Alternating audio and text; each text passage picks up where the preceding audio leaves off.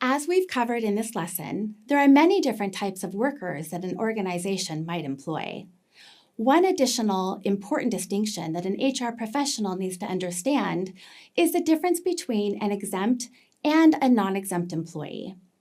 In this video, we'll cover what these two distinctions mean, as well as some of the most important criteria that are used to distinguish them.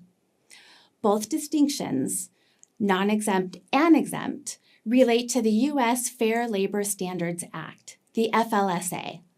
Basically, certain provisions apply to one group and not the other. Let's start with non-exempt employees. Non-exempt employees are not exempt from certain provisions of the FLSA. Most notably, its requirements involving the minimum wage and overtime pay. This means that they must be paid at least the federally mandated minimum wage and be paid overtime where applicable. Most, though not all, workers who are paid by the hour are non-exempt employees. Exempt employees are, as you might expect, exempt from those minimum wage and overtime provisions in the FLSA. There are many classifications of exempt employees, including professionals, executives, administrators, and outside salespeople. Most, but not all workers who are paid by the hour are non-exempt employees. The FLSA specifies dozens of factors that allow employees to be exempted from some or all of the law's provisions. While some of these factors are highly specific, the general rule is that an employee must meet all three of the following criteria or tests to be considered exempt from FLSA. The employee must earn more than $684 per week, be salaried, that is, not paid on an hourly basis, perform certain exempt duties as part of his or her job.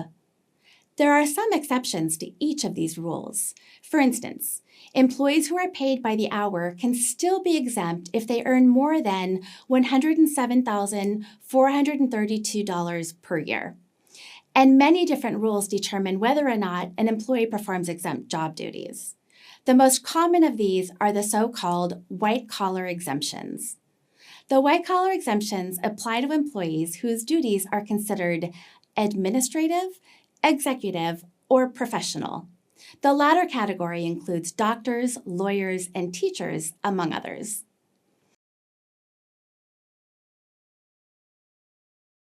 Regardless of what kind of worker your organization employs, it's critical to know if they are an exempt or non-exempt employee. Beyond wage and overtime provisions, there are child labor and record-keeping provisions to keep in mind as well. Coming up, we'll share much more detailed information about the Fair Labor Standards Act and its 4 key provisions.